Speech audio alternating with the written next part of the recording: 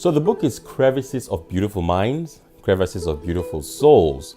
Crevices of Beautiful Minds, Crevasses of Beautiful Souls is a two-in-one book of poems.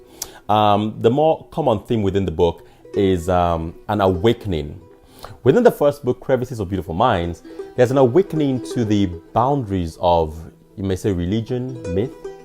And it is about the characters being, they have an evolutionary voice. Evolutionary voices seeking to find a place for religion, myth, or spirituality into this very independent and intelligent generation. So the characters in the poems are standing off with conventions or even sounding off with traditions. So on the whole, it makes a lot of reference to biblical writing, to Greek methodology, to classical writing, but through the eyes of an evolving mind seeking lessons for life. So even the chapters of the book also run within such a stream. It moves from evolution to revolution to resolution and then absolution. Evolution being the awakening, revolution being a struggle, resolution being trying to find common ground, and absolution being finding peace or making peace. So one of the things you actually take away is that the book takes you literally on a journey of self-discovery that is triggered by shaken beliefs or doubt. So on a whole, you would actually classify the book as a spiritual journey. The second book, on the other hand, Crevices of Beautiful Souls, is also similarly about an awakening. But in this case, more playfully so, it is about an awakening to love or the naivety of love. So it similarly takes you on a journey, but rather on a journey of reassessment that is colored by love and strife. And one of the poems in the book is actually reassessing silence within a relationship as a role or as a factor of miscommunication. It actually says very bluntly that silence is not golden, silver, or bronze. Silence is repudiating. Silence is not rest for the dead. Silence is not bliss for the dying. Silence is not rest for the unfed. Silence is not peace for the living. Silence is not where lovers meet. Silence is not how clovers wilt. Silence is not consensual. Silence is not contextual. Silence is not so silent. It's the harshest and most dreadful echo, resounding our indifference before their last cry dies.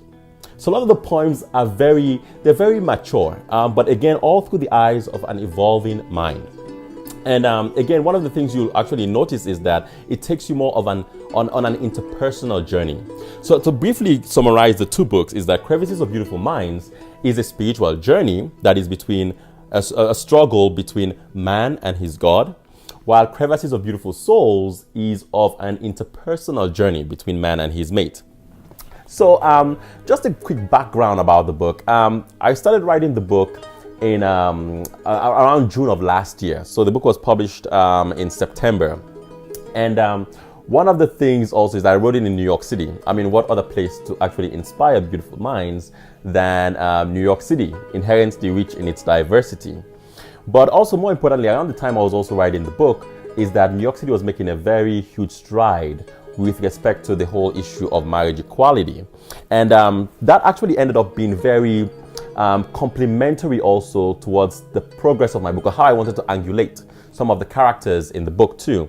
One of the poems, specifically Resting with an Angel, has a backdrop of a biblical story wherein Jacob was actually wrestling with an angel. This is from the Genesis book within the Bible. So again, most of the poems make use of classical biblical stories and Greek methodology, but this one is making use of a biblical story of Jacob wrestling with an angel. The irony here being that not necessarily someone wrestling with demons, but rather ironically so, wrestling with an angel on a matter of love. And it actually takes you on a very potent struggle within the poem. Basically, it starts off by saying, a bloodshot eye, a wounded cry, a cleft eye left on an angel's smile. Clutched by the neck, turning pink, I wiggle limp for breath and drink. Despite disrobed, disfigured wings, he boxed my fury in a glass of steel. As a lifeless lynx lodged between his jaw, I can only blink, lest snap like twig. My fight is to climb the mind of God. We Jacob sought to squelch his thirst, but first past armies of angels with piercing blade tips that dip and spill as squills in ink. I've wrestled with demons, drug loss and addiction, but lost in this battle for boundaries and love. where God is love, yet my love for you sin. I bleed through this ladder, now wrestling the angels. Again, taking a very potent background of like Jacob wrestling with the angel within the Genesis book of the Bible. So the book of itself makes a lot of references to biblical stories, methodology, but again, all through the eyes of an evolving mind. So definitely, I would definitely invite you to take a look at the book. It is available on major bookstores, online, on Amazon and Barnes & Noble. The ebook on Amazon Kindle, so it's available also for Kindles and Kindle on iPod and iPods too, iPhones too. So you can actually preview the whole first chapter of evolution. And some of the reviews that have come in are very, very inspiring too. One of the reviewers actually mentions the book as very genuine, emotional, haunting, thought-provoking, inspiring, and very intelligent body of work. So definitely I would invite you to take a look. If you're having a boring day, it would definitely keep you thinking, as it is very thought-provoking, and you'll actually find it to be a very compelling read. So thank you very much for looking at this video, and I definitely invite you to take a look. You'll definitely enjoy it. Thank you very much.